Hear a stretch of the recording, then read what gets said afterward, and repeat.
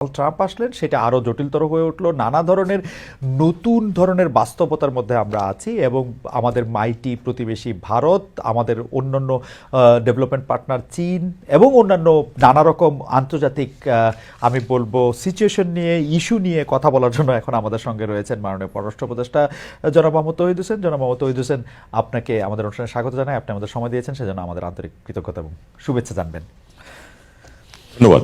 আমরা প্রথমেই জনাব তৌহিদ হোসেন আপনার একটু দৃষ্টি আকর্ষণ করতে চাই যে গতকাল ঢাকায় আপনি জানেন যে বিএনপির একটি ইফতার মাহফিলে অনলাইন বক্তব্য দিয়েছেন বিএনপির ভারপ্রাপ্ত চেয়ারম্যান জনাব তারেক রহমান। সেখানে তাকে কোট করছি, ধর্মীয় উগ্রবাদীদের অপতৎপরতা ও চরমপন্থা নিয়ন্ত্রণে ব্যর্থতার পরিচয় দিলে উগ্রবাদী জনগোষ্ঠী ও পরাজিত ফেসিবাদী অপশক্তি দেশে আবার গণতন্ত্রের কবর রচনা করবে, অপরদিকে গণতান্ত্রিক বিশ্বে বাংলাদেশের ইমেজ সংকটে পড়তে পারে।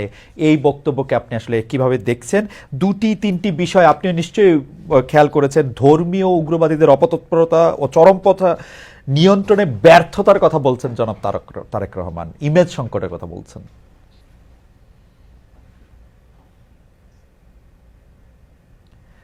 অ্যাম্বাসেডর তৌহিদ হোসেন, অ্যাডভাইজার তৌহিদ হোসেন কি আমাদেরকে শুনতে পাচ্ছেন না?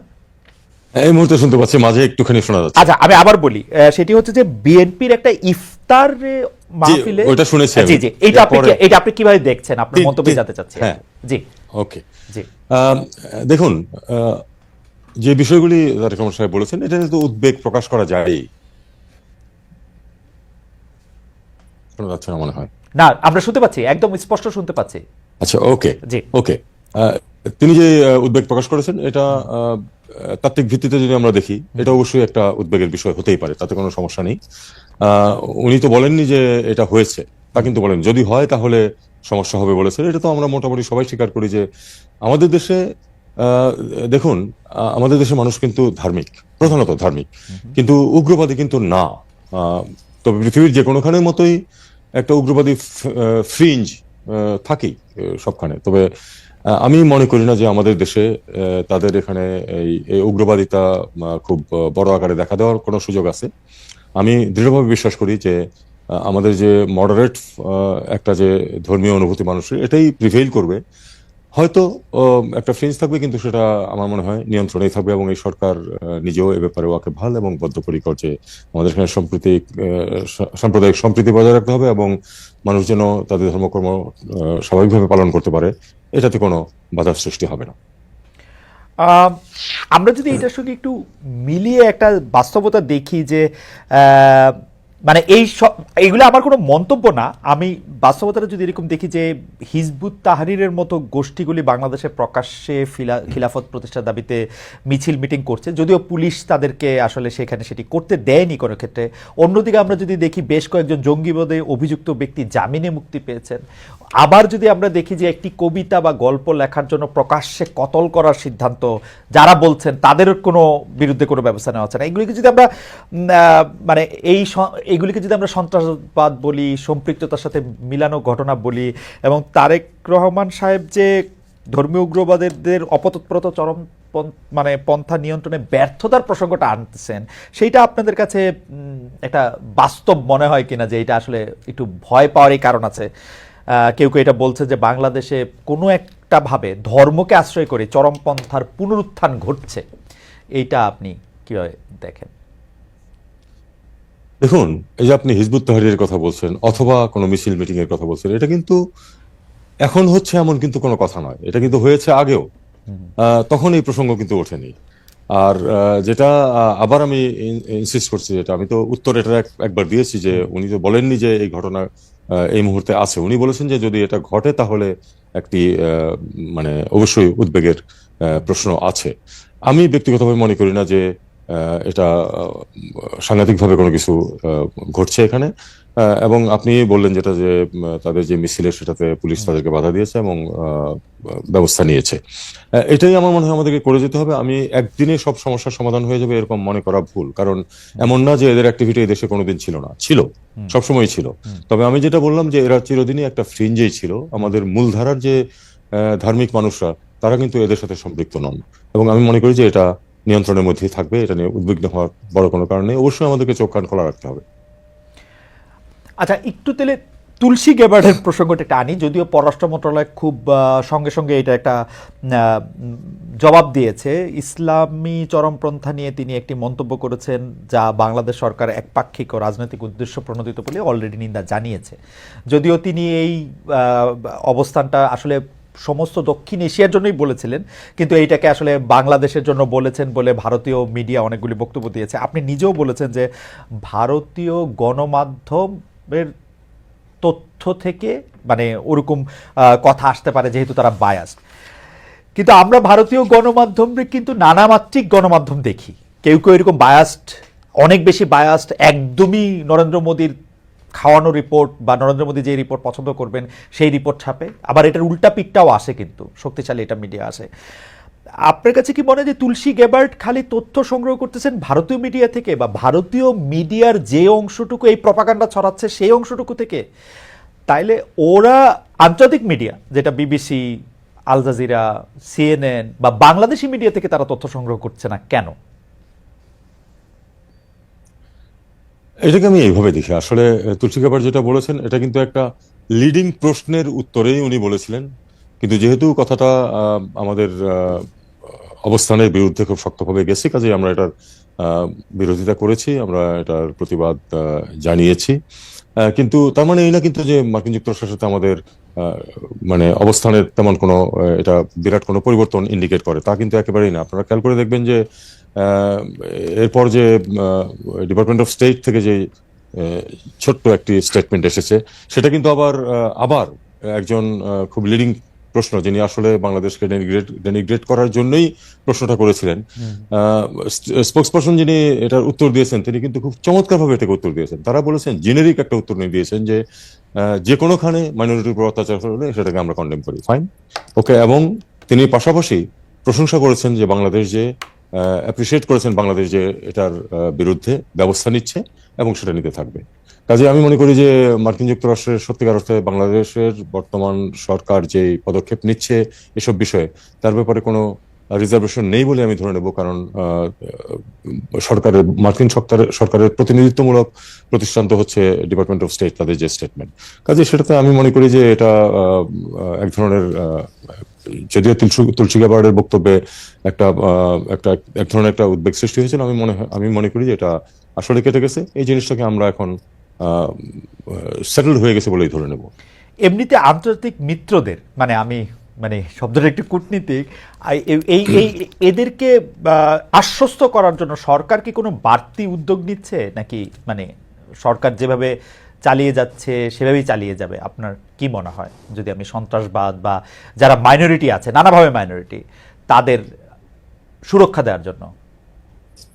এ ব্যাপারে আমাদের খুব স্পষ্ট অবস্থান, সেটা হলো যে যারাই মনে করছেন যে এখানে কোনো সমস্যা আছে, তারা আসুন দেখুন এবং আপনাদের অভিমত ব্যক্ত করুন। তারপরে আপনারা দেখুন, যা দেখেন সেটাই আপনারা বলুন। কারণ আপনারা হয়তো খেয়াল করেছেন যে একেবারে শুরু থেকেই গত 6-7 মাস যাবতে যে একটি আপনার ভারতীয় মিডিয়াতে যে একটা হাইপ সৃষ্টি করা হচ্ছে এ ব্যাপারে, সেটা কিন্তু তাদের কয়জন এখানে এসেছে রেয়ার। তো আমি তো আমার পরিচিত যারা ছিলেন তাদেরকে বলছি, আপনারা আসুন, এসে দেখেন, দেখে গিয়ে রিপোর্ট করেন। আপনারা জানেন যে আমি 9 বছর ভারতে চাকরি করেছি, বাংলাদেশের মিশন সময়ে, কাজে আমার সেখানে প্রচুর বন্ধু বান্ধব আছে। তো আমি তাদেরকে বলেছি, তোমরা আসো, দেখো, তারপরে গিয়ে রিপোর্ট করো।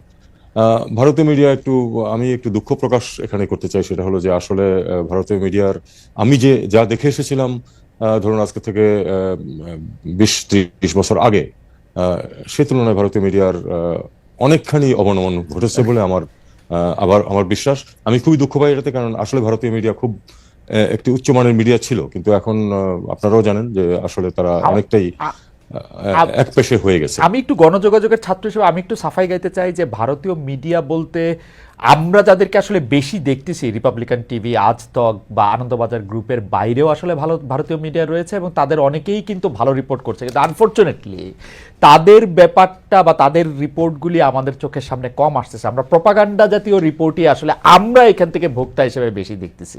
কারণ আমি নিজে দেখি যে ভারতীয় সাংবাদিকদের মধ্যে অনেকেই শেখ হাসিনার অনেক বড় সমালোচনা করছেন। অনেক ভারতীয় সাংবাদিক, ভারতীয় গণমাধ্যম কেন শেখ হাসিনাকে ভারতে আশ্রয় দেওয়া হলো সেটি নিয়ে প্রশ্ন তুলেছেন, একবার দুবার না, বড় বড় প্রশ্ন তুলেছেন। কিন্তু আমাদের সামনে আসলে কেন জানি মানে রিপাবলিকান টিভি, আজ তক ওরাই বেশি উদাহরণ হয়ে থাকতেছে। মানে আমি দেখুন আসলে হয় হয় কি মানে তাদের সেন ভয়েস যেটা আছে that has been drowned out by the hullabaloo. এটা এটা কিন্তু একটা অত্যন্ত খারাপ লক্ষণ। এটা শুধু খারাপ লক্ষণ শুধু যে আমাদের জন্য তা না, এটা ভারতের জন্য আমি মনে করি না খুব ভালো কোনো কিছু। কিছুদিন আগে আপনারা দেখেছেন হয়তো যে সুহাসিনী হায়দারের সাথে আমি একটা ইন্টারভিউ দিয়েছি ইয়ে থাকতে, জি জি এখানে তো কোনো সমস্যা হয়নি, কিন্তু সেটা কতটুকু প্রচার পায় আর দেখুন এই যে নেগেটিভ প্রচারণা কতটুকু প্রচার পায় সেটা হলো একটা দেখার বিষয়।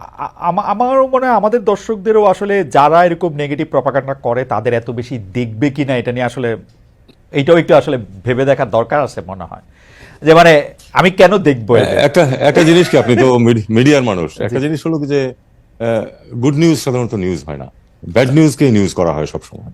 কিন্তু গুড নিউজ যদি 10টা থাকে সেটা যা গুরুত্ব পায়, একটা খারাপ খবর কিন্তু তার থেকে অনেক বেশি গুরুত্ব পায়, এবং এটাকে কিন্তু আপনি মাল্টিপ্লাই করেন, এটাকে পুনঃপ্রচার করতেই থাকেন, সেটা তো অনেক আগে থেকে দ্বিতীয় বিশ্বযুদ্ধের সময় থেকে এই ফিলোসফি চলে আসছে, সেটা আমার মনে হয় করে যাচ্ছে।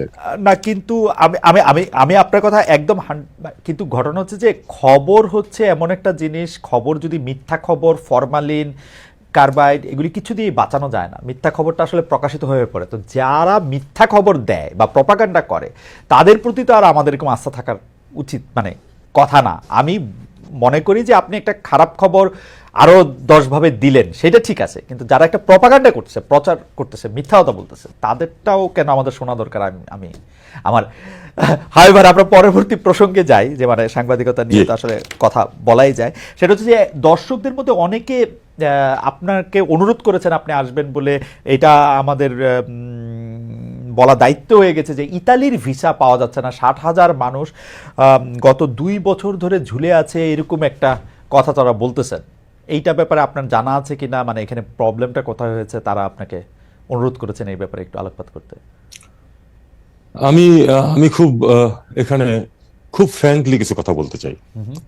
এই ব্যাপারটা নিয়ে আমি শুধু যে জানা আছে তাই না, আমি এটাতে ওতপ্রোতভাবে জড়িত। আমি চেষ্টা করছি এই জটটা ছাড়াতে, এবং ইটালিয়ানরা প্রথমে একটু বেশ এগিয়েছিল যে 3-4 মাসের মধ্যে শুরু হয়ে পরবর্তী 6 মাসের মধ্যে সমাধান হয়ে যাবে, কিন্তু পরে ইটালির অভ্যন্তরীণ একটা আইন বা নিয়ম পরিবর্তন হয়েছে, যে কারণে আমাদেরকে অনেক দেরিতে পড়ে যেতে হচ্ছে।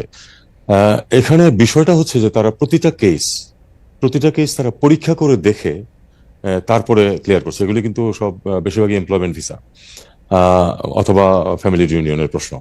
এখন অনেক ক্ষেত্রে দেখা গেছে যে যেখানে হয়তো কোনো একজন 2জন বা 3জন লোককে চাকরি দিতে পারে, সেখানে 10 জন লোককে চাকরি দিয়ে দিয়েছে। এটা ঘটেছে, এবং এটা এখানে দুর্নীতি জড়িত, আমাদের লোকেরা জড়িত এবং ইটালির লোকেরাও জড়িত।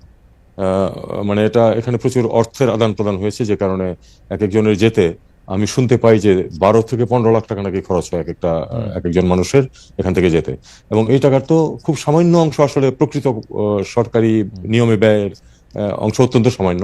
বাকিটা কিন্তু আসলে বিভিন্ন দুর্নীতিগ্রস্ত মানুষের পকেটে যায়, এবং তারা এই কাজটা করছে করে এখন, যে কারণে আমরা যে কাগজপত্র দেই এটার বিশ্বাসযোগ্যতা একেবারেই নেই। এমনকি যে ইটালি থেকে কাগজ দিচ্ছে যে সে 10 জন লোককে চাকরি দিতে পারে এবং দিচ্ছে, এবং সেখানে তারা ইন্সপেকশন করে তারপরে এটাকে ক্লিয়ার করবে, আমাদেরকে জানিয়েছে যেটা তারা দেখবে যে আসলে ওখানে 10 জনের চাকরির ব্যবস্থা আছে কিনা। না হলে যে যাবে গিয়ে 2জন ওখানে চাকরি পাবে আর 10 জন রাস্তায় থাকবে, এটা তারা কোনো অবস্থাতেই চাচ্ছে না। এবং এই জন্য আমি কিন্তু তাদেরকে দোষ দিতে পারি না, দোষটা কিন্তু প্রাথমিকভাবে আমাদের। আমরা এটাকে এখন চেষ্টা করছি যে জটটা কিভাবে ছোটানো যায়। আমরা রিকোয়েস্ট করছি যে তোমরা একটু দরকার হলে কিছু বেশি মানুষকে এনগেজ করো। জি বলুন। আমার একটা ছোট্ট প্রশ্ন আছে, যে আপনি, আমাদের দর্শকরাও কিন্তু আপনার সাথে একমত যে 2টা চাকরির ব্যবস্থা করে 10টা করা হয়েছে, এরকম করা হয়েছে। যারা এগুলিতে করেছে, অ্যাটলিস্ট বাংলাদেশের যে অংশটুকু এই দুর্নীতির সাথে জড়িত, তাদের আসলে শাস্তি হবে কিনা, তারা তাদের ব্যয় করা টাকাটা, মানে অনেকে তো চাকরি আসলে জেনুইনলি হবে না, তারা টাকাটা দিয়ে দিয়েছেন, তারা টাকাটা ফেরত পাবেন কিনা এবং তাদের শাস্তি হবে কিনা যারা তাদেরকে এরকম ভুল বুঝিয়ে মিথ্যা কথা বলে টাকাটা নিয়েছেন? এটা একেবারে আইনি ব্যাপার, আমি এ ব্যাপারে কমেন্ট করতে পারবো না নিশ্চিতভাবে। যে তাদেরকে শাস্তি হবেই, টাকা ফেরত পাওয়া যাবে, এই নিশ্চয়তা দেওয়া আমার পক্ষে সাধ্যাতীত, ইনফ্যাক্ট কারো পক্ষেই সম্ভব না এটা। একটা জিনিস আপনি জানেন যে টাকা যখন আপনি দিয়ে ফেলেন তখন কিন্তু আদায় করাটা বেশ মানে আইনি মাধ্যমে আদায় করা বেশ কঠিন কাজ, সময় সাপেক্ষ ব্যাপার। এটা তো শুধু এখানে না, এটাতে না, আপনারা জানেন যে বিপুল পরিমাণ অর্থ আমাদের দেশ থেকে চুরি করে বিদেশে পাচার করা হয়েছে। আমরা তো চেষ্টা করছি সেটা উদ্ধারের, কিন্তু কতখানি উদ্ধার করা যাবে? কারণ টাকা যখন একবার এখানে চলে যায় সেটা থেকে উদ্ধার করে আনা খুব কঠিন। একই কথা ক্ষুদ্র আকারে এখানেও খাটে। একজন নিয়েছে টাকা, এবং দেখা গেল যে একজন তো না, আসলে কয়েকটা স্টেজ থাকে, কয়েকজন জড়িত, কাকে অ্যাকিউজ করা হবে এটাও অনেক সময় নির্দিষ্ট করা কঠিন হয়ে যায়। পাশাপাশি let us accept the reality যে আমাদের এখানে তো দুর্নীতি আছে, দুর্নীতির মাধ্যমে অনেকে পার পেয়ে যায়। ওকে। বাংলাদেশের বিভিন্ন দূতাবাসে কর্মরত ছিলেন, কিন্তু সরকার পরিবর্তন মানতে পারেননি, আপনাদের বিরুদ্ধে এক ধরনের বিদ্রোহ ঘোষণা করেছেন, এমন কূটনীতিকের সংখ্যা আসলে কত?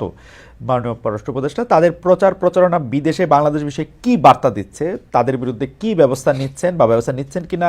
সম্প্রতি মরক্কোর বিদায়ী রাষ্ট্রদূত আপনাদের সরকারের সমালোচনা করে ফেসবুকে পোস্ট দিয়েছেন। তিনি বলেছেন যে শুধু একটি বই লেখার জন্য, তাও অনেক দিন আগে, তার চাকরি চলে গেছে এবং ইউনূস সরকার দেশে বিদেশে ষড়যন্ত্রের মাধ্যমে ক্ষমতায় এসেছেন, টিকে থাকছেন।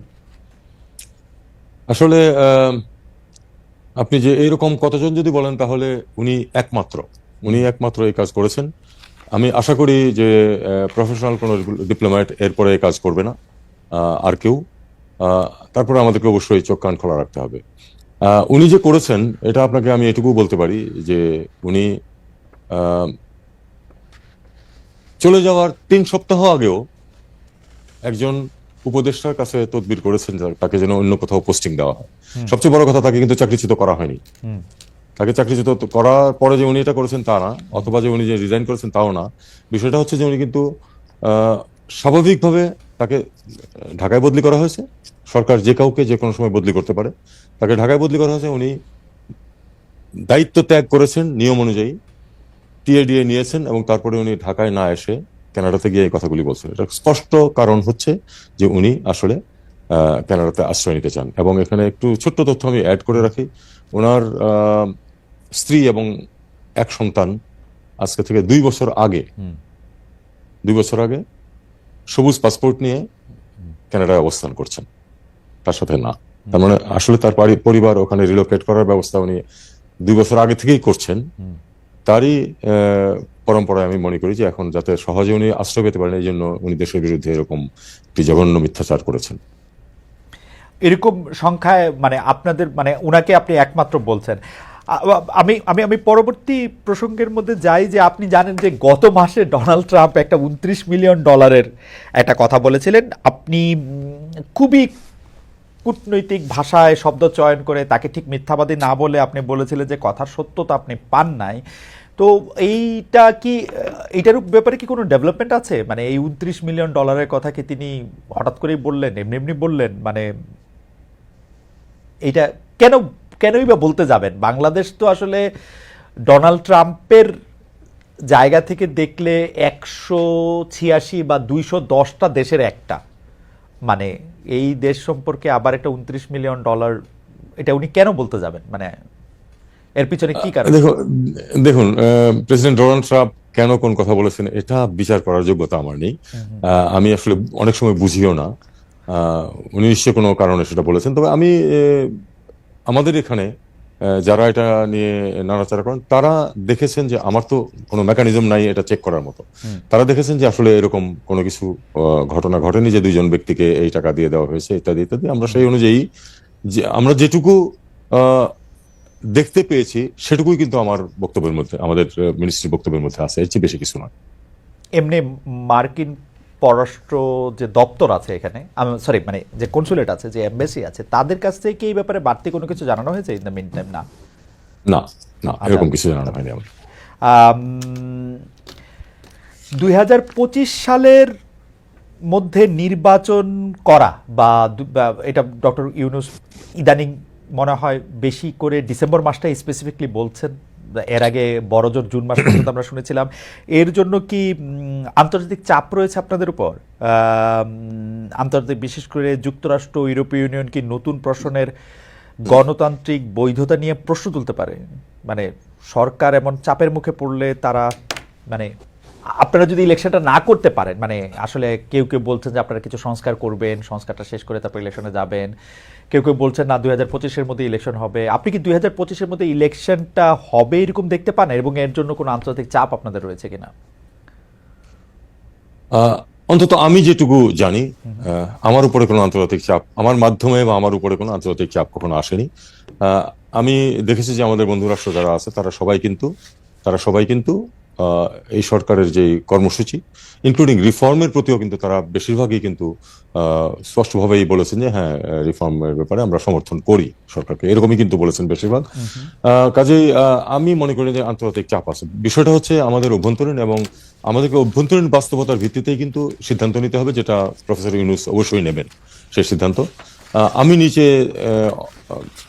আমার নিজের অবস্থান থেকে আমি আসলে বলতে পারবো না যে কবে নির্বাচন হবে, কারণ এটার জন্য আরো অনেকে জড়িত আছেন এর মধ্যে, এবং চূড়ান্ত সিদ্ধান্ত তো অবশ্যই প্রফেসর ইউনূস নেবেন।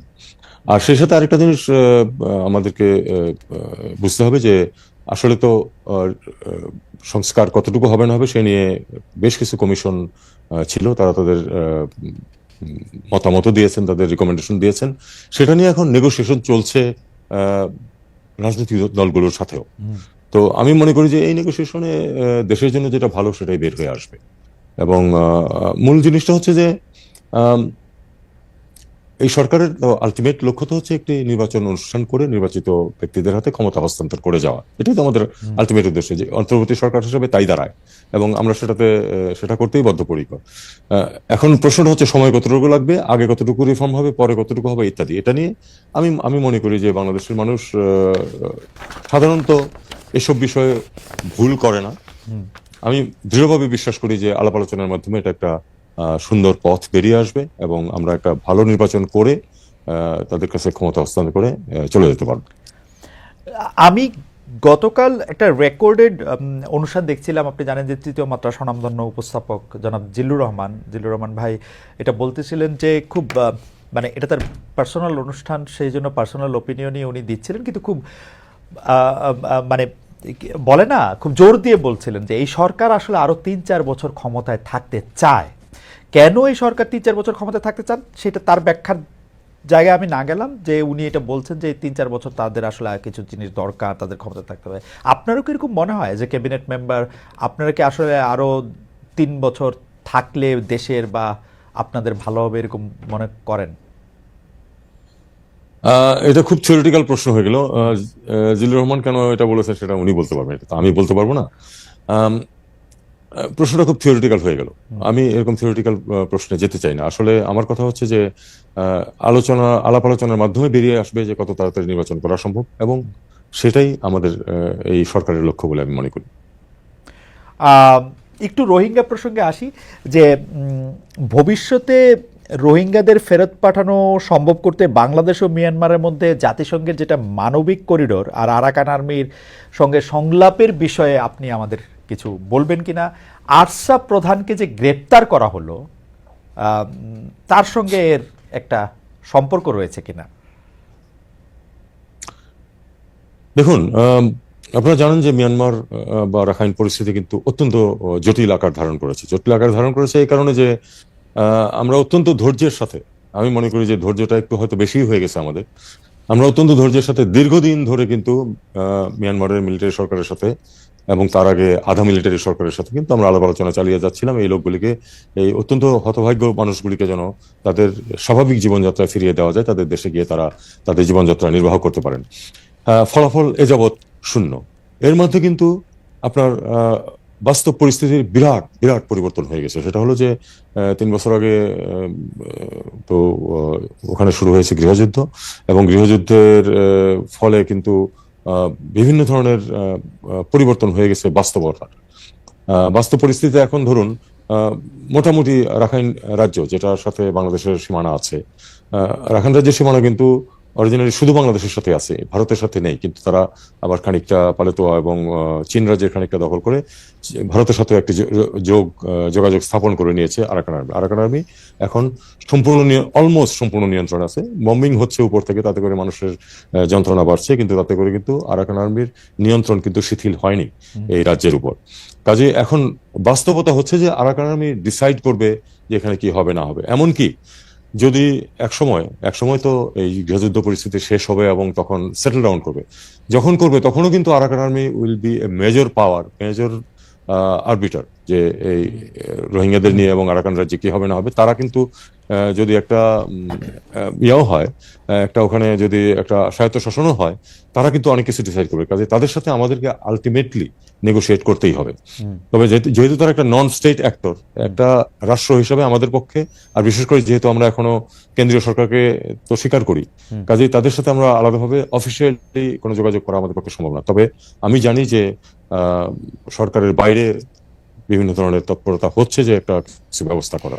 এখানে একটি প্রশ্ন, যেমন বর্ডারে কিন্তু কিছু যোগাযোগ সবসময় আছে, কারণ বর্ডারে ম্যানেজমেন্ট করতে গিয়ে অনেক সময় তাদের সাথে কিছু যোগাযোগ আমাদের করতে হয়, সেটা আমরা নিম্ন পর্যায়ে করে থাকি। আর আরেকটা বিষয় যেটা আপনি বলছিলেন যে করিডোরের প্রশ্ন, করিডোরের প্রশ্নে আমাদের যেটা অবস্থান সেটা হচ্ছে যে করিডোর দিয়ে যে মালামাল যাবে সেটার বিতরণটা কিভাবে হবে, এটা একটা খুব গুরুত্বপূর্ণ প্রশ্ন। এই জন্য যে আমরা এখনো দেখছি না যে আরাকান আর্মি রাখাইনদেরকে এবং রোহিঙ্গাদেরকে যারা ওখানে আছে তাদেরকে একইভাবে ট্রিট করছে, তারা করছে না। তাদের অ্যাট্রোসিটিজ এগেইনস্ট দ্য রোহিঙ্গাস কিন্তু চলমান ছিল, অন্তত এই মুহূর্তে হয়তো নাই, কিন্তু ছিল, এবং যার ফলে কিন্তু অন্তত 80,000 রোহিঙ্গা কিন্তু তারা রাখাইনের দখল নেওয়ার পরেও বাংলাদেশে প্রবেশ করেছে। তো এটা আমরা তো চাই না যে এটা ঘটতে থাকুক। এখন যদি সিম্পলি এই ত্রাণ সামগ্রী তাদেরকে দিয়ে দেওয়া হয়নি গিয়ে আরাকান আর্মির হাতে, তারা এতটা বিশ্বাস এখন অর্জন করতে পারেনি যে তারা এটা সঠিকভাবে বিতরণ করবে। আমরা আশঙ্কা করি যে এটা যদি হয় তাহলে তারা সেটা রাখাইনদেরকে দেবে, রোহিঙ্গাদেরকে ডিপ্রাইভ করবে, যাতে করে এটা উইপন অফ ওয়ার হিসাবে কিন্তু এটা ব্যবহারের একটা সম্ভাবনা আছে। আমরা সেটা চাই না। আমরা চাই যে যদি এখান থেকে কোনো সরঞ্জাম ইউএনএইচসিআর এর মাধ্যমে যায়, ইউএনএইচসিআর কে তার উপর, তার ডিস্ট্রিবিউশন প্রসেসের উপর নিয়ন্ত্রণ থাকতে হবে। নিয়ন্ত্রণ কমপ্লিট না হোক, অন্তত পাশাপাশি নিয়ন্ত্রণ থাকতে হবে, যাতে সবাই এটার ভাগ পায়। আপনি আসলে মানে আমি প্রশ্ন করার আগেই আপনি মোটামুটিভাবে পুরোটা বিষয়ই আপনি ব্যাখ্যা করেছেন, কিন্তু আমার এটা খুবই কৌতূহল লেগেছে যে জাতিসংঘের মহাসচিব যখন এখানে আসলেন, সঙ্গে আপনিও ছিলেন, আমি তাকে ইংরেজি ভাষাতেই কোট করি, তিনি যখন এটা বলতেছেন যে the Arakan army is an entity with which I believe a necessary dialogue must take place. আমাদের সাথে বাংলাদেশের সাথে আরেকটা দেশের কূটনৈতিক সম্পর্ক রয়েছে এখনো, মানে কূটনৈতিক সম্পর্ক বলতে আমি যদি বলি ওই সরকারটাকে আমরা সরকার হিসেবে স্বীকৃতি দিচ্ছি, যেটা আপনি বলতেছেন, সেইখানে ওইখানকার বিদ্রোহী একটা গ্রুপের সাথে ডায়লগ হবে, সেটা জাতিসংঘের মহাসচিব বলছেন, আমাদের দেশে এসে আপনি সেখানে উপস্থিত আছেন, এইটার একটা মানে মানে এইটা আপনার একটা কূটনৈতিকভাবে এটার আপনার একটা জবাবদিহি করতে হবে না? মানে এমনিতেই ওরা আমাদের কথা শোনে না, তার মধ্যে মানে এইটা একটু পুরোটা নিয়ে চলে যাওয়া না, মানে মানে অল ইন হইল না এটাতে? মানে আপনার কি মনে হয়? না, দেখুন আমরা কোনো জাম্প করবো না কোনো সিদ্ধান্তে, আমরা কোনো জাম্প করবো না। তবে এই বিষয়টা আমরা উপলব্ধি করি যে আলটিমেটলি আমাদেরকে অবশ্যই আরাকান আর্মিকেও ইয়াতে হিসাবে নিতে হবে এবং তাদের সাথে নেগোশিয়েট করতে হবে। আমাদের কোন স্টেজে করবো সেটা আমাদের একটা সিদ্ধান্তের প্রশ্ন আছে। এটাকে বাস্তবতাকে স্বীকার করেছেন, আমরা জানি যে জাতিসংঘ সেক্রেটারি জেনারেল, হ্যাঁ সেক্রেটারি করেছেন, সেটা উনি করতেই পারেন, কারণ উনিও তো চান যে সমস্যাটা সমাধান হোক। সমস্যার সমাধান আসলে শুধু কেন্দ্রের সাথে নেগোশিয়েট করে ফাইনাল হবে না, এটা আমরা জানি, কারণ বাস্তবতা পরিবর্তন হয়ে গেছে।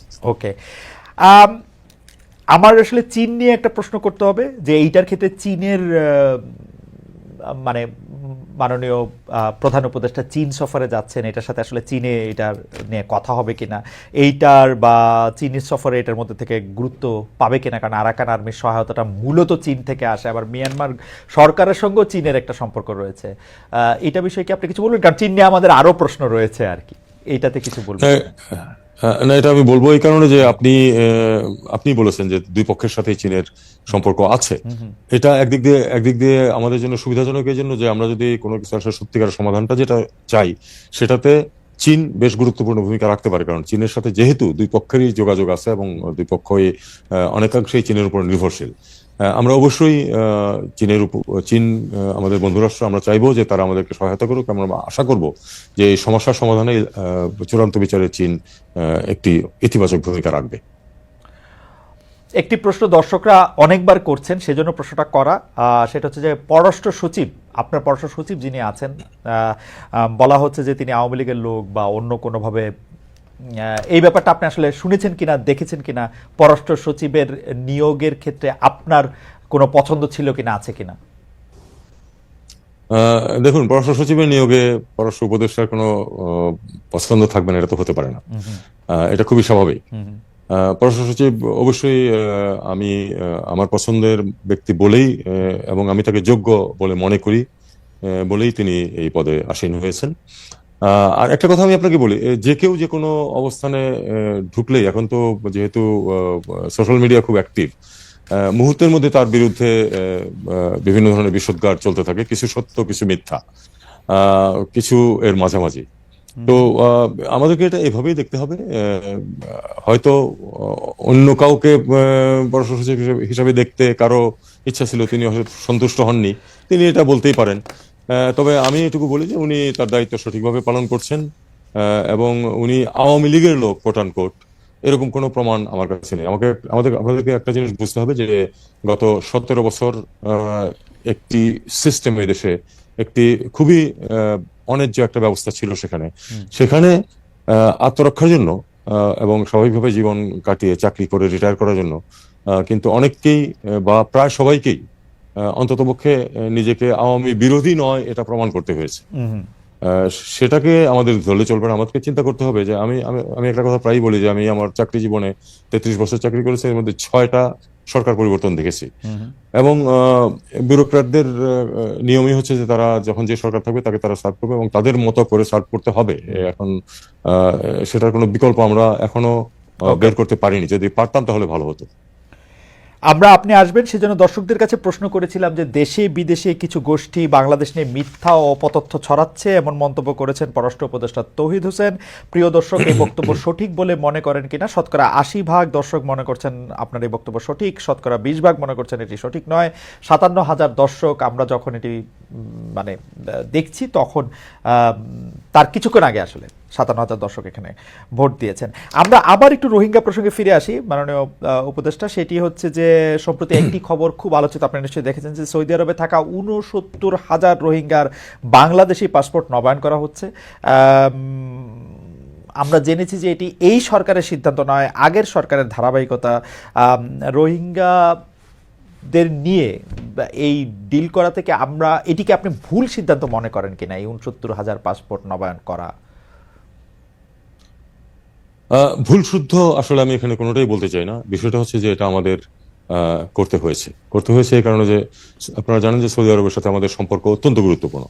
সৌদি আরবে আমাদের 30 লক্ষ বেশি মানুষ ওখানে কাজ করেন। এখন এখন এই আমরা জানি যে আমাদের দেশে দুর্নীতির মাধ্যমে বিভিন্ন সময় প্রচুর পাসপোর্ট দেওয়া হয়েছে। এখন পাসপোর্ট যখন একবার আপনি দিয়েছেন, আপনি তো দায়িত্বটা পুরোপুরি অস্বীকার করতে পারেন না। এখন তারা সৌদিরা যেটা ইনসিস্ট করছেন যে না, তারা সব রেগুলারাইজ করতে চান, কাজেই তাদের যেহেতু পাসপোর্ট ছিল এবং সেটা এক্সপায়ার করে গেছে, তার কাজে তাদেরকে আমাদের পাসপোর্ট দিতে হবে। আমরা অনেক নেগোশিয়েট করেছি, তাদের চেষ্টাও করেছি অনেক কিছু। আলটিমেটলি দেশের স্বার্থে আমাদেরকে এটা কিন্তু স্বীকার করতে হয়েছে এবং দেশের স্বার্থেই আমরা এই কাজটা করছি। এরপরে এটার ইফেক্ট কি হবে সেটা আমরা দেখবো এবং যখন মুখোমুখি হব তখন আমরা সেটা মোকাবেলা করার চেষ্টা করব। আপনি নিশ্চয়ই এই আলোচনাটা আপনার কাছে তো আসবেই। ডব্লিউএফপি আলোচনা করছেন যে তহবিল না পেলে রোহিঙ্গাদের রেশন অর্ধেক করে ফেলতে হবে বা টাকা কমে যাবে। এটা আসলে কতটা মানে সংকটের কথা বা কতটা বাস্তব তহবিল? এবং দেখুন, ইতিমধ্যে নোটিশ যেটা দেওয়া হয়েছে সেটা হলো যে এপ্রিল ঠিক আছে, মার্চ তো পার হয়ে গেল, এপ্রিল ঠিক আছে, মে থেকে এটা ওই $12.5 পার হেড পার মান্থ, এইরকম সামান্য পরিমাণে কিন্তু কোথাও কারো থাকা খাওয়ার ব্যবস্থা হয় না।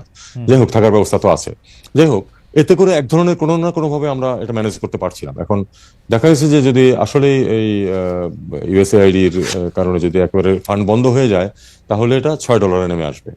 আমি মোটামুটি আশাবাদী যে এটা ঘটবে না। আমরা ইতিমধ্যে আমাদের সকল বন্ধু রাষ্ট্রকে বলেছি এবং এমনকি মার্কিন যুক্তরাষ্ট্রের যে এখানে যারা প্রতিনিধি আছেন তাদেরকে বলেছি, দেখো এটা তো হতে পারে না যে $6 কি করে একজন মানুষ তার জীবন ধারণ করবে এই মাসে।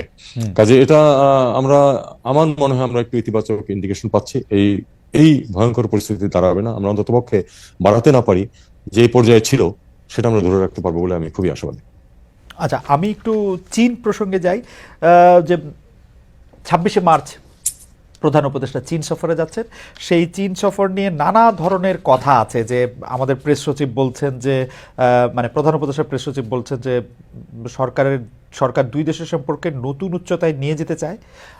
আমরা আসলে চীন থেকে কি চাই, মানে একটা আছে না যে আমরা এই মুহূর্তে চীন থেকে আমরা কি হলে বলবো যে আমরা এটা চেয়েছি, এটা পেয়েছি। এগুলি নিশ্চয়ই আপনি আগেই সব ঠিক করেছেন, আপনিও চীনে গিয়েছিলেন। সবচেয়ে বেশি চাওয়া আমাদের এখন চীন থেকে কি, মানে আমাদের প্রায়োরিটিতে সবচেয়ে উপরে কোনটা? প্রায়োরিটিতে আমি যদি বলি তাহলে আসলে অবশ্যই বন্ধুত্বপূর্ণ সম্পর্ক যেটা আছে এটা তো আছেই। অবশ্যই আমরা সবসময় সেই সম্পর্কটাকে আরো একটু এগিয়ে নিতে চাই। এটা আপনারা জানেন যে আমাদের সব বন্ধুদের সাথে আমরা সেটা করার চেষ্টা করি, এবং যখন একটি সর্বোচ্চ পর্যায়ে সফর হয় সেটা নিজেই একটা সেটা ইন্ডিকেশন দেয় যে আমরা আসলে খুব সম্পর্কটাকে আরো এগোনোর চেষ্টা করছি, এবং খানিকটা যে অগ্রগতি হচ্ছে সেটারই প্রমাণ হলো একটা ভিজিট, এই পর্যায়ের একটা সফর। আর যদি বলেন যে আমরা কি চাই, আমাদের প্রধানত বিষয়টা হচ্ছে যে অর্থনৈতিক। আমরা চাই যে চীন আমাদের অর্থনীতিতে অত্যন্ত গুরুত্বপূর্ণ ভূমিকায় আছে, এটা বহাল থাকুক এবং আরো বৃদ্ধি পাক। আমরা চাই যে চীন এখানে আমাদের দেশে চীনের পক্ষ থেকে সরকারি পর্যায়ে হোক বা ব্যক্তি পর্যায়ে হোক প্রচুর বিনিয়োগ আসুক। আমরা কিন্তু চীনের জন্য স্পেসিফিক একটা এসইজেড এলাকা রেখেছি চিটাগংয়ে, 400 একরের মতো। আমরা চাই যে সেখানে তারা তাদের বিনিয়োগ করুক, ফ্যাক্টরি রিলোকেশন হোক অথবা নতুন ফ্যাক্টরি নতুন চালু করা হোক, এটা তারা এখানে আসুক। ব্যবসা বাণিজ্যের ক্ষেত্রে আমরা এমনিতে তো চীন আমাদেরকে প্রচুর সুবিধা দিয়েছে, কিন্তু আমরা সেটা খুব বেশি ব্যবহার করতে পারছি না এই কারণে যে আসলে আমাদের প্রোডাক্ট বাস্কেট খুবই লিমিটেড, এটা তো আমরা জানিও না। হ্যাঁ, কিন্তু আমরা প্রধানত আমি মনে করি যে দেখবো যে এটা হোক, আমাদের সাথে ইনভেস্টমেন্টটা বাড়ুক, যোগাযোগ বাড়ুক, ব্যবসা বাণিজ্য বাড়ুক, এবং বাড়ছে, সেটা বাড়ছে, আরো যেন বাড়ে আমরা সেটাই চাই। এডুকেশন একটা ক্ষেত্র, আমরা চাই যে আপনারা জানেন যে আসলে চীনের একটা উল্লেখযোগ্য সংখ্যক বিশ্ববিদ্যালয় কিন্তু র্যাঙ্কিং এ যথেষ্ট উপরের দিকে। তো আমাদের প্রচুর ছাত্র কিন্তু পড়াশোনা করছে চীনে। আমরা হয়তো এই সংখ্যাটা সম্বন্ধে অতটা ওয়াকিবহাল ছিলাম না। আমরা চাই যে এটা আরো বাড়ুক। আমরা চাই যে তারা আরো স্কলারশিপ দেখ আমাদের ছেলে মেয়েদেরকে। পাশাপাশি আমরা চাই যে তারা হেলথ সেক্টরে একটু এগিয়ে আসুক। আমরা চাচ্ছি যে তারা তাদের এখানে যে হসপিটালগুলি আছে সেটাতে বাংলাদেশের চিকিৎসার ব্যবস্থা কিছুটা ইতিমধ্যে একটি ছোট্ট গ্রুপ গেছে ট্রায়াল কেস হিসাবে, সম্ভব কিনা, কতটুকু সম্ভব, কতটুকু ভায়াবল, সেটা আমরা দেখব। প্লাস আমরা চাচ্ছি যে তারা আমাদের এখানে হসপিটাল স্থাপন করুক। তো এই জিনিসগুলি যদি হয় তাহলে সম্পর্ক স্বাভাবিকভাবে আরেকটু এগোবে। আমি মানে একটু আরেকটা মানে চীনেরই অন্য একটা প্রসঙ্গে যাওয়ার আগে একটু জানতে চাই যে আপনি যে বিষয়গুলি চীন থেকে চাচ্ছেন সেটি কি আসলে চীনের প্রবল প্রতিদ্বন্দ্বী এই অঞ্চলে ভারতের এন্টিডোট হিসাবে, নাকি বাংলাদেশের জন্য কল্যাণটা বা বাংলাদেশের ব্যবসায়িকটা বিষয়টাই আপনার মাথায় বেশি থাকতেছে? কেউ কেউ এই প্রশ্ন তুলতেছেন, আমি জানি যে আপনার মাথায় নিশ্চয়ই বিজনেসটাই থাকতেছে, কিন্তু কেউ কেউ এই প্রশ্ন তুলতেছেন জাস্ট ভারতকে শিক্ষা দেওয়ার জন্য আপনি চীনের দিকে এই বিষয়গুলি, শিক্ষা, মেডিকেল যেগুলি আপনি বললেন সেগুলি করতে চাচ্ছেন। না, দেখুন এখানে আপনাদেরকে একটা জিনিস বুঝতে হবে, ভারতকে শিক্ষা দেওয়ার কোনো প্রশ্ন নেই, ভারতকে শিক্ষা দেওয়ার কিছু নেই আমার। কিন্তু এটা তো সত্য যে ভারতের সাথে গত 6 মাস যাবত যে আমাদের যে সম্পর্ক সেখানে কিছু টানাপোড়েন আছে, এবং কিছু রেস্ট্রিকশন ভারতের পক্ষ থেকে এসছে, আমাদের পক্ষ থেকে না। তো আমাদেরকে তো প্রথম কথা হলো যে আমি সবসময় যেটা বলি যে কোনো ভ্যাকুয়াম কিন্তু থাকে না, কোনো শূন্যস্থান থাকে না, সেটা কেউ না কেউ পূরণ করে। ভারতে যদি আমাদের চিকিৎসা নিতে যান যারা, তারা যদি যেতে না পারেন বা তাদের সংখ্যা যদি ড্রাস্টিক্যালি কমে আসে, তাহলে তারা কোথাও না কোথাও চিকিৎসা নেবেন। তাদের কেউ কেউ বাংলাদেশে চিকিৎসা নেবেন, কেউ কেউ থাইল্যান্ডে যাবেন, কেউ আমরা বলছি যে চীনে যান, চীনে যাচ্ছেন বা যাবেন। এভাবেই শূন্যস্থান পূরণ হবে। এখানে কিন্তু শিক্ষা দেওয়ার কিছু নেই। ব্যাপারটা হলো আমাদেরকে তো অ্যাডজাস্ট করতে হবে, নতুন রিয়ালিটিতে আমাদেরকে অ্যাডজাস্ট করতে হবে। সেই অ্যাডজাস্ট করতে গিয়ে আমাদের যা যা কিছু করার প্রয়োজন সেটা আমরা করব। ইনভেস্টমেন্ট, আরেকটা জিনিস খেয়াল করুন আপনারা, আপনি যে অর্থনৈতিক দিক থেকে যদি খেয়াল করেন, তাহলে যখন ভারত বাংলাদেশ সম্পর্কের কোট অ্যান্ড কোট স্বর্ণযুগ যখন চলছিল, তখনও কিন্তু অফিসিয়ালি সবচেয়ে বেশি এক্সপোর্ট বাংলাদেশে ছিল চীনেরই, ভারতের না, ভারতের চেয়ে বেশি। যদিও বাস্তবে হয়তো ভারতের বেশি ছিল, কারণ ইনফর্মাল ট্রেড ছিল একটা বড় অংশ। কিন্তু এটা তো অর্থনৈতিক সম্পর্কর সাথে তো এই ভারতকে শিক্ষা দেওয়ার কোনো ব্যাপার এখানে নেই। আচ্ছা, আপনি তো মানে পররাষ্ট্র সচিব ছিলেন, রাষ্ট্রদূত ছিলেন একাধিক জায়গায়, ভারতে অনেকদিন ছিলেন। আপনার কাছে এই প্রশ্নটা করতে চাই যে তিস্তা মহাপরিকল্পনা নিয়ে কিন্তু শেখ হাসিনা সরকার শেষ দিকে এসে ভারত না চীন অ্যাপারেন্টলি সামনাসামনি হলো এই সংকটে পড়ে, এবং মানে আমি এরকম আর দেখি নাই, মানে এই কোল্ড ওয়ার পরবর্তী যুগে সফর সংক্ষিপ্ত করে একটা রাষ্ট্রপ্রধান চলে আসেন আরেকটা জায়গায় এবং তিনি বলেন যে তার মেয়ে অসুস্থ ছিলেন, মানে শেখ হাসিনাকে আসলে তাড়িয়ে দেওয়া হয়েছে কিনা ভাগিয়ে দেওয়া হয়েছে কিনা সেটা আমরা জানি না। তো এই সংকটটাকে আপনারা কিভাবে ডিল করবেন? মানে আপনি দেখেন যে শেখ হাসিনা একটা কথা আমি মানে কোট করতে চাই, তিনি বলছেন চীন তো রেডি, কিন্তু আমি চাচ্ছি যে এটা ইন্ডিয়া করে দিক, এই প্রজেক্টটা করলে এই প্রজেক্টের জন্য যা দরকার ইন্ডিয়া দিতেই থাকবে, ঠিক আছে, যা সাফ সাফ কথা রাখা ঢাকা নেই। অথচ চীনের সাথে তিস্তা প্রজেক্টটা নিয়ে কিন্তু এর আগে মানে ভারত খুব মানে চাপ দেওয়ার আগে এটা কিন্তু অনেকখানি এগিয়েছিল। আপনারা এটা কি কিভাবে ডিল করবেন, মানে চীন ভারত তিস্তা প্রজেক্ট? চীন ভারত প্রসঙ্গে আমি খুব বেশি যেতে চাই না এখানে। আমি আপনাদেরকে এটুকু বলতে পারি যে আমরা আসলে দুই দেশের সাথেই ভালো সম্পর্ক চাই, অবশ্যই আমাদের স্বার্থে, অবশ্যই পারস্পরিক শ্রদ্ধার ভিত্তিতে এবং পারস্পরিক স্বার্থ সামনে রেখেই আমরা এটা করব। চীনের সাথে এই আপনি ওয়াটার রিসোর্স ম্যানেজমেন্ট নিয়ে আসলে আমাদের কিছু কাজকর্ম হচ্ছে, সেটা নর্মালি এগোবে। আমি মনে করি না যে এটাতে হঠাৎ করে বড় কোনো কিছু যে বাত্যয় হয়ে যাবে তা না। ভারতের সাথে আমাদের ওয়াটার রিসোর্সেস নিয়ে কথাবার্তা আছে এবং তাদের রাইট, এই ওয়াটার রিসোর্স নিয়ে যখন কথা উঠলো তখন এই প্রশ্ন তো করতে হয় যে 30 বছর মেয়াদী গঙ্গা পদ্মা পানি চুক্তির মেয়াদ কিন্তু এই ডিসেম্বরে শেষ হবে। চুক্তি নবায়ন করতে সম্প্রতি দুই দলের বিশেষজ্ঞরা বৈঠক করেছেন, ফারাক্কা এলাকা পরিদর্শন করছেন, কিন্তু কোনো সিদ্ধান্ত ছাড়াই বৈঠক শেষ হয়েছে। আপনারা কি ভাবছেন যে মানে এটা কি করবেন, চুক্তি নবায়ন করবেন কিনা, নতুন চুক্তি করবেন কিনা, কি আমরা আশা করতে পারি? ভারতীয়দের অবস্থান এক্স্যাক্টলি কি আমি জানি না। আমাদের অবস্থান হচ্ছে যে আমরা সম্ভব হলে আরো একটু ভালো চুক্তি করতে চাই। সেটা হলো যে পূর্বের চুক্তিতে কিন্তু ছিল যে আপস্ট্রিম কোনো জায়গায় কিছু ওয়াটার মানে আটকে রাখার ব্যবস্থা করে ড্রাই সিজনে যাতে এখানে পানির সরবরাহ বাড়ানো যায়। এটা স্বীকৃত ছিল যে আসলে যে পানি যেটুকু আছে সেটা দুই দেশের পূর্ণ প্রয়োজনের জন্য যথেষ্ট না, এটা দুই পক্ষ স্বীকার করেছে। এবং লোয়ার রেপিরিয়ানের তো কিছু করার নেই এই ক্ষেত্রে। আপার রেপিরিয়ান হিসেবে ভারত এবং নেপালে জলাধার করে পানি সরবরাহ বাড়ানো সম্ভব, এটা বাড়ানোর কথা কিন্তু আমাদের আগের চুক্তিতেই আছে। এখন আমি জানি না যে এটা এ নিয়ে কিন্তু 30 বছরের কোনো অগ্রগতি হয়নি, 30 বছরের কোনো অগ্রগতি হয়নি এটা নিয়ে। দুই পক্ষের কোনো পক্ষ থেকে খুব জোরালো কোনো দাবিও কখনোই জানানো হয়নি যে এটা অবিলম্বে করা হোক। তো মন্দের ভালো হিসেবে যদি আমরা বর্তমান চুক্তি যেটা আছে এটাকে নবায়ন করতে পারি, আমি মনে করি যে আপাতত সেটা খুব খারাপ হবে না। সেখানেও প্রভিশন থাকুক যে ভবিষ্যতে যাতে আমরা আরো ওয়াটার অগমেন্টেশনের জন্য আপস্ট্রিমে কোনো ফ্যাসিলিটি সৃষ্টি করতে পারি। আমি মনে করি এটাই আমাদের এখন লক্ষ্য হওয়া উচিত। মানে এই চুক্তি নবায়নকে আপনারা মন্দের ভালো মনে করছেন?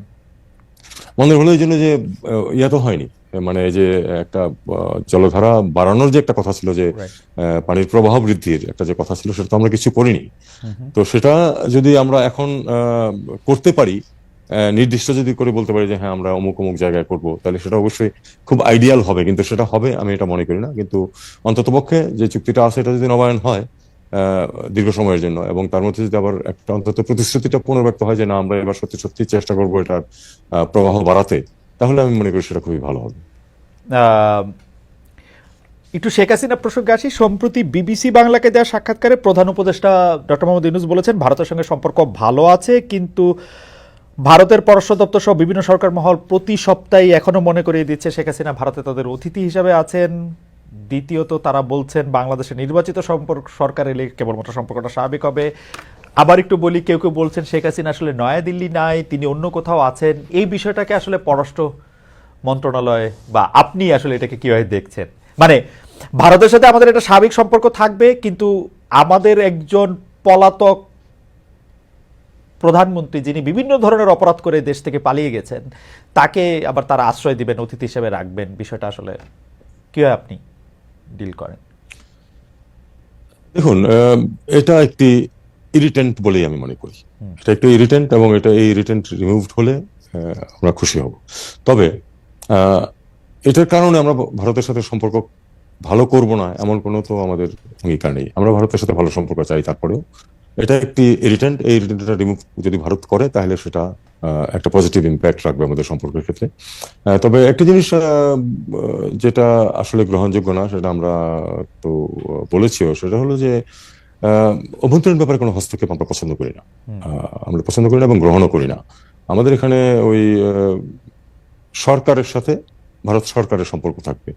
সরকারের ধরন কি অথবা কবে কি পরিবর্তন হবে সেটা ভারতের বিষয় না, সেটা আমাদের জনগণের বিষয়, এবং জনগণ সিদ্ধান্ত নেবে। সেই সিদ্ধান্ত গ্রহণ প্রক্রিয়াতে আছে জনগণ। সেটা নিয়ে ভারতের কোনো কমেন্ট, সেটা সেনা প্রধানই হোক আর তাদের যে ওই আপনার স্পোক্সপারসনই হোক, আমি মনে করি তাদের এ ব্যাপারে কোনো কিছু বক্তব্য দেওয়ার প্রয়োজন আছে। ইতিহাসের খাতিরে একটা প্রশ্ন করি মাননীয় পররাষ্ট্র উপদেষ্টা জি, যখন শেখ হাসিনা 5 আগস্ট হেলিকপ্টারে করে, সামরিক হেলিকপ্টারে করে বা সামরিক বাহনে করে তাকে ভারতে নিয়ে যাওয়া হলো, সেই সময় আসলে ভারত কূটনীতির বা ডিপ্লোমেসির কোন প্রোটোকলটা ব্যবহার করেছিল? যে একজন সরকার প্রধান আসছেন এখানে সফর করতে, না কি? মানে তাদের তো এগুলি তো সবগুলি রেকর্ড থাকে, মানে এটা ইতিহাসের খাতিরে একটু জানতে ইচ্ছা করে যে এই রেকর্ডটা আসলে কি। আমরা দেখেছি বিভিন্ন পত্রপত্রিকায় নানাভাবে নানা কিছু বলেছে।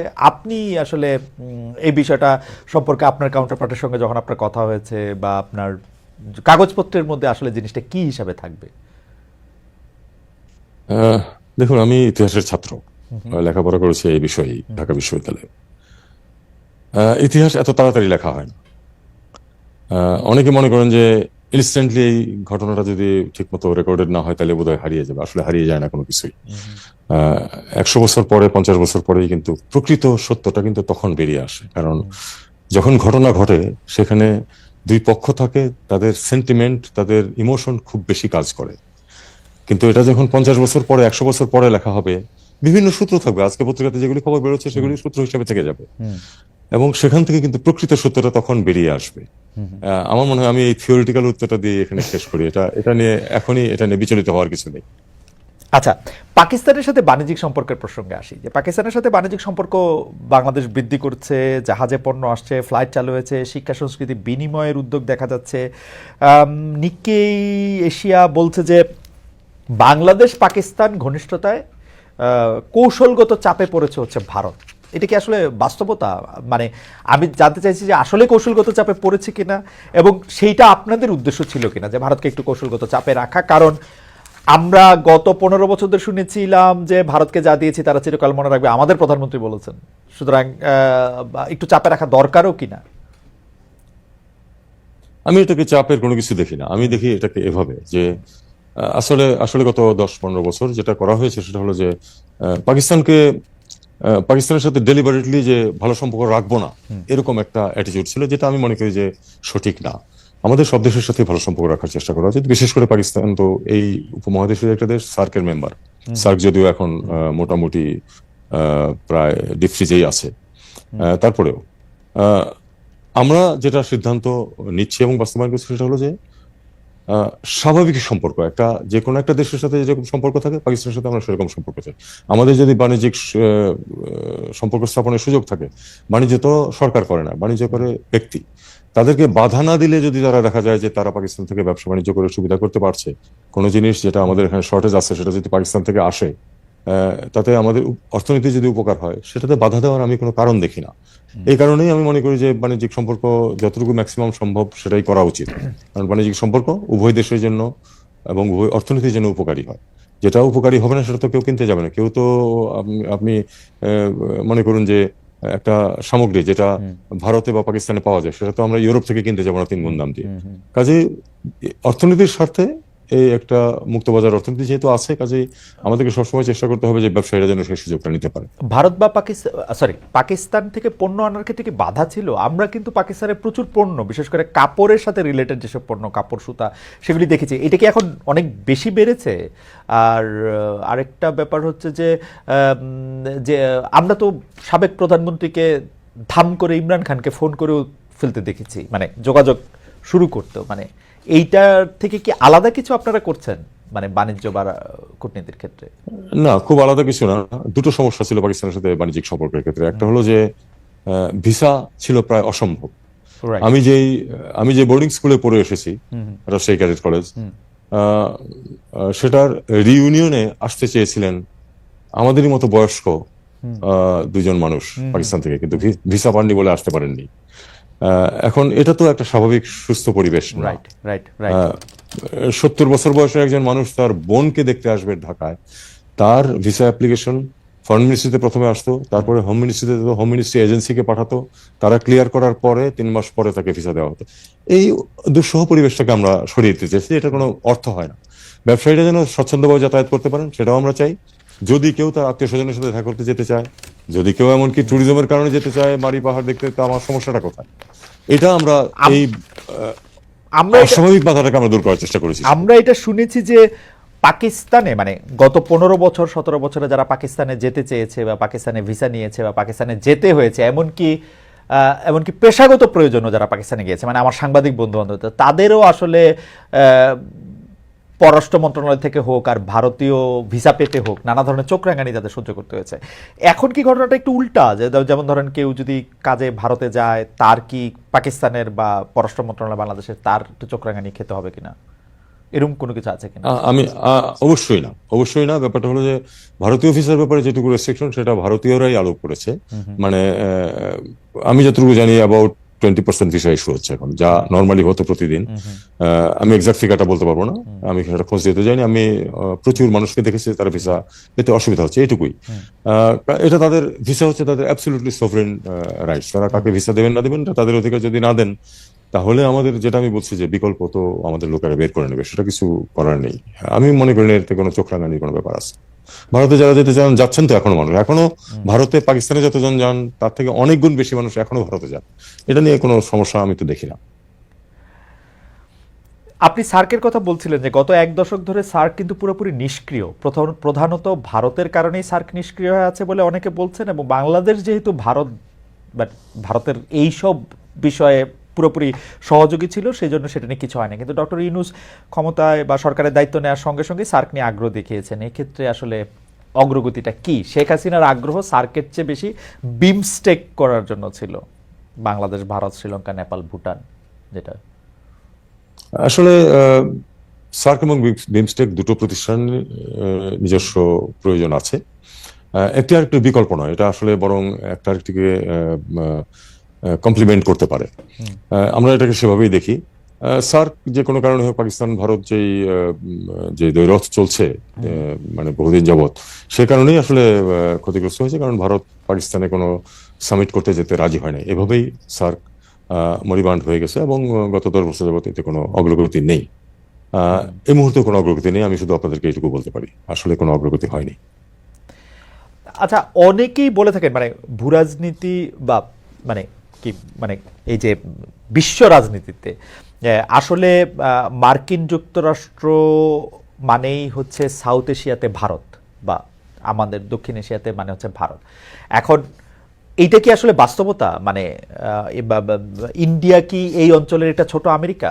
মানে আপনি যদি আমেরিকার সাথে সম্পর্ক ভালো করতে চান তাহলে কি এটা আসলে ইন্ডিয়ার মাধ্যমেই করতে হবে, ইন্ডিয়াকে সাথে নিয়েই করতে হবে? ইন্ডিয়ার কি বলে জানি এটা ইন্ডিয়ার সুদৃষ্টি নিয়েই করতে হবে, নাকি ব্যাপারটা আসলে কেমন? মানে আপনি কি মনে করেন? আমি এটা পুরোপুরি মনে করি না, পুরোপুরি এরকম মনে করি না আমি। ভারত একটি অত্যন্ত গুরুত্বপূর্ণ দেশ, অনেক বড় দেশ, অনেক শক্তিশালী দেশ, এবং যেহেতু বৈশ্বিক যেই আপনার জিওপলিটিক্যাল যেসব ইকুয়েশন আছে তার মধ্যে ভারত একটা গুরুত্বপূর্ণ ভূমিকা পালন করে, এবং যেহেতু চীন যুক্তরাষ্ট্র একটি বৈরী সম্পর্ক আছে এক ধরনের, কতটুকু বৈরী সেটা অবশ্য আমরা আরো ক্লিয়ার হবো হয়তো আরো পরে, কিন্তু একটা অন্তত পক্ষে প্রতিযোগিতামূলক সম্পর্ক যেহেতু আছে, সেখানে যেহেতু ভারতের সাথে চীনের সম্পর্কের কিছু সংঘাত আছে, কাজে সেই হিসাবে ভারতকে মার্কিন যুক্তরাষ্ট্র গুরুত্ব দেয় এবং দেওয়াটা খুবই স্বাভাবিক। এই অঞ্চলের বিশাল শক্তি ভারত, কাজে তাকে গুরুত্ব দেয়। কিন্তু তার মানে এই না যে আমাদেরকে আলাদাভাবে আমরা মার্কিন যুক্তরাষ্ট্রের সাথে সম্পর্ক ডেভেলপ করতে পারবো না। আমি মনে করি যে সেটা আমাদের পক্ষে খুবই সম্ভব। আমাদের একটা উল্লেখযোগ্য ডায়াসপোরা আছে মার্কিন যুক্তরাষ্ট্রে, আমাদের সবচেয়ে বড় বাজার এবং সবচেয়ে আপনার রেমিটেন্সের একটা অন্যতম বৃহৎ উৎস হচ্ছে যুক্তরাষ্ট্র। কাজে আমাদের তো সম্পর্ক তাদের সাথে ভালোই আছে বলে আমি মনে করি, এবং এই সম্পর্ক আরো যাতে ভালো হয় সে আমরা চেষ্টা চালিয়ে যাব। মার্কিন যুক্তরাষ্ট্রের সাথে সম্পর্ক, ভারতের সাথে সম্পর্ক, চীনের সাথে সম্পর্ক, তিনটেই আমরা আলাদাভাবে ভালো রাখার সর্বোচ্চ চেষ্টা করব। আমি সর্বশেষ প্রসঙ্গে আসতে চাই, এরপরে অবশ্য একটা ছোট্ট একটা সম্পর্ক প্রসঙ্গ হবে, কিন্তু সর্বশেষ প্রসঙ্গ হচ্ছে প্যালেস্টাইন। আমরা দেখেছি যে প্যালেস্টাইনে বিশেষ করে গাজা উপত্যকায় এখন যা হচ্ছে, মানে আপনি জানেন যে এটা আসলে বড় করে ব্যাখ্যা করা দরকার নেই। সবচেয়ে বেশি একটা মানবিক ক্রাইসিস সেখানের মধ্যে দিয়ে তারা এটা যাচ্ছে, কিন্তু আমরা দেখতে পাচ্ছি যে মধ্যপ্রাচ্য বা অন্য যে ইসলামী বা মুসলিমদের যে জোট আছে তারা আসলে, আরবদের যে জোট আছে তারা আসলে খুব কড়া করে শক্ত করে আসলে ওনাদের পাশে দাঁড়াতে পারছেন না। গাজার এখানে আরব লীগ, ওআইসি বা মধ্যপ্রাচ্যের আরো বড় বড় দেশগুলি যেগুলি, সেগুলি বাংলাদেশ এই ক্ষেত্রে আসলে কি করতে পারে বা কি ভূমিকা নিচ্ছে? আমরা দেখছি যে বাংলাদেশ আসলে পররাষ্ট্র মন্ত্রণালয় থেকে তার পত্র দিচ্ছে, প্রতিবাদপত্র দিচ্ছে, ভাষ্য দিচ্ছে, কিন্তু এর চেয়ে বেশি কোনো কিছু করার কথা কি আসলে চিন্তা করছে বা কোনো কিছু করা কি আসলে সম্ভব কিনা? আমি মনে করি না যে আমাদের পক্ষে এ ব্যাপারে খুব বড় কোনো ভূমিকা পালন করা সম্ভব। আমরা অবশ্যই ইসরায়েলি যে অ্যাট্রোসিটি সেটার প্রবল নিন্দা করি, কিন্তু আমাদের পক্ষে এর চেয়ে বেশি তেমন কিছু করা সম্ভব না। কখনো ভোটিং যদি হয় কোনো বডিতে, সেখানে আমরা অবশ্যই ফিলিস্তিনের পক্ষে ভোট দিই, ফিলিস্তিনের প্রতি আমাদের আপামর জনসাধারণের সমর্থন আছে, কিন্তু এর চেয়ে বেশি কিছু ম্যাটেরিয়াল তেমন কিছু করা আমাদের সাধ্যাতীত। আমরা শুধু এটুকু, কিছুদিন আগে যে একটা মিটিং হয়েছিল ফরেন মিনিস্টারদের জেদ্দায়, খুব ইমার্জেন্সি মিটিং একদিনের জন্য হয়েছিল, সেখানে কিন্তু আমরা এটুকু প্লেস করেছি যে গাজার রিকনস্ট্রাকশনের প্রশ্ন তখন ছিল। সর্বশেষ স্পেট অফ ভায়োলেন্স যেটা গত দুদিন শুরু হয়েছে, তখন কিন্তু আশঙ্কা করে নাই অনেকেই। মনে করা হচ্ছিল যে মানে একটা সিচুয়েশন দাঁড়াবে যখন রিকনস্ট্রাকশন সম্ভব। আমরা সেখানে বলেছি যে রিকনস্ট্রাকশনে আমরা আমাদের পক্ষ থেকে যেটুকু পার্টিসিপেট করা সম্ভব আমরা সেটা করব, এটুকু আমরা করেছিলাম। আমার মনে হয় আমাদের পক্ষে এটুকুই করা সম্ভব। অবশ্যই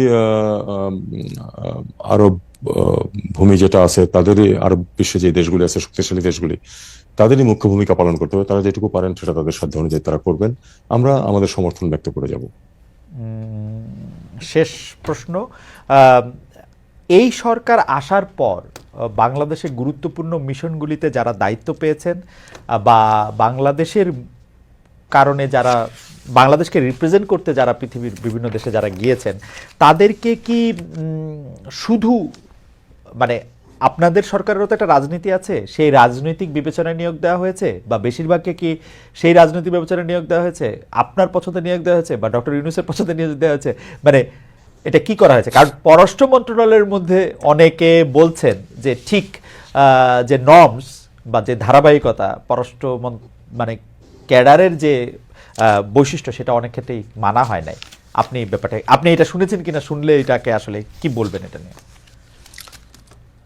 আবার একই কথা বলি যে যখনই কোনো বড় পদে নিয়োগ দেওয়া হয়, তার অনেক বিরোধী থাকে, কারণ আরো অন্য অনেকে হয়তো সেই পদে নিয়োগ পেতে আগ্রহী ছিল। একটা জিনিস খেয়াল করতে হবে যে গুরুত্বপূর্ণ যে মিশনগুলো, সেগুলিতে কিন্তু অত্যন্ত জ্যেষ্ঠ কর্মকর্তারাই পদায়িত ছিলেন। তাদের একটা বড় অংশ কিন্তু রিটায়ার করে গেছেন। তাদের কাউকে কাউকে রিটায়ারমেন্টের 1-2 মাস আগে আমাদেরকে ছুটি দিয়ে দিতে হয়েছে, যেহেতু মনে করা হয়েছে তাদের সরে যাওয়া প্রয়োজন। বাকিরা রিটায়ার করেছেন। 2-3 জন ছিলেন যারা গুরুত্বপূর্ণ পদে ছিলেন, কিন্তু তাদের কন্ট্রাক্টে নিযুক্ত ছিলেন, তাদের কন্ট্রাক্ট বাতিল করা হয়েছে। অর্থাৎ সবচেয়ে গুরুত্বপূর্ণ বড় মিশন যেগুলি আছে, সেগুলির সবগুলি থেকেই কিন্তু যারা ছিলেন তাদেরকে চলে যেতে হয়েছে, প্রধানত রিটায়ারমেন্টে অথবা কন্ট্রাক্ট ক্যান্সেলেশনের মাধ্যমে। আমরা কিন্তু কাউকে কন্ট্রাক্ট দিচ্ছি না। মানে আমি বলছি যে পররাষ্ট্র মন্ত্রণালয় ক্যাডারের যে কর্মকর্তা, তাদেরকে কিন্তু যে তাদের কাজ কন্টিনিউ করার জন্য কন্ট্রাক্ট দেওয়া, সেটা কিন্তু আমরা করছি না। আমাদের জ্যেষ্ঠ কর্মকর্তা বেশ কয়েকজন রিটায়ার করে গেছে, বেশ কয়েকজন এর মধ্যে এই গত 6 মাসের মধ্যে রিটায়ার করেছেন। কাউকে আমরা কিন্তু চুক্তিতে রাষ্ট্রদূত হিসেবে নিয়োগ দেইনি। আপনার খেয়াল করে দেখবেন যে যারা নিযুক্ত হয়েছেন তারা প্রায় সবাই, আমি 2-1 জন এক্সেপশন আছে, প্রায় সবাই কিন্তু তালিকার সর্বজ্যেষ্ঠ কর্মকর্তা এরাই। সিনিয়র মোস্ট 2টো ব্যাচ থেকেই তাদেরকে দেওয়া হয়েছে এবং তাদের যোগ্যতার ভিত্তিতেই দেওয়া হয়েছে, কোনো রাজনৈতিক বিবেচনা এখানে নেওয়া হয়নি। অবশ্যই 2-1 জন থাকতে পারেন যারা হয়তো স্পষ্টভাবে খুব বেশি বাড়াবাড়ি রকম পক্ষপাত করেছিলেন পূর্ববর্তী সরকারের, তাদেরকে আমরা বিবেচনায় নেই। এছাড়া কিন্তু সবাই অত্যন্ত সিনিয়র কর্মকর্তাদেরকে আমরা এই পদগুলিতে নিয়োগ দিয়েছি। সচিব অথবা সচিব হবেন, সচিব হয়েছেন, এরকম পর্যায়ের কর্মকর্তাদেরকে নিয়োগ দিয়েছি। এবং 5-6টা যে মিশন আছে, তাদের প্রায় সবগুলো, মানে সবচেয়ে গুরুত্বপূর্ণ যেগুলিকে মনে করা হয়, আসলে আরো অনেক মিশন আছে যেগুলি খুবই গুরুত্বপূর্ণ, সেখানে কিন্তু আমরা যে নিয়োগগুলি দিয়েছি এগুলি তাদের শেষ পোস্টিং। তার মানে তারা 2-3-4 বছর চাকরি আছে তাদের, তাদের 28 থেকে 30 বছর চাকরি জীবন পার করেছেন। এরকম লোকদেরকে যোগ্যতার ভিত্তিতেই নিয়োগগুলো দেওয়া হয়েছে। বড় বড় ইনফ্লুয়েন্সারদের মধ্যেও অনেকে বলছেন যে আপনি আপনাকে না, আপনি দেখুন এখানে একটু বিষয় আছে, সেটা হলো যে এই পদগুলিতে কারা যাবেন বা রাষ্ট্রদূত হিসেবে কারা নিযুক্ত হবেন, সেখানে অবশ্যই যিনি উপদেষ্টা অথবা মন্ত্রী, যখন নর্মাল সরকার থেকে মন্ত্রী থাকলেন, তার অবশ্যই একটা গুরুত্বপূর্ণ ভূমিকা থাকে। এখানে আমার একটু সুবিধা অথবা অসুবিধা ছিল, যেটা সেটা হলো আমি যেহেতু 33 বছর এখানে চাকরি করেছি এবং যারা এখানে এখন রাষ্ট্রদূত পদে নিযুক্ত আছেন তারা প্রায় সবাই সরাসরি আমার অধীনে গুরুত্বপূর্ণ পদে চাকরি করেছে, মাঝারি পদে, ডাইরেক্টর থেকে ডিজি লেভেলে চাকরি করেছেন। কাজে আমি তাদেরকে জানি যে কারা কোন কাজটি পারবেন, সেটাও কিন্তু বিবেচনায় নেওয়া হয়েছে।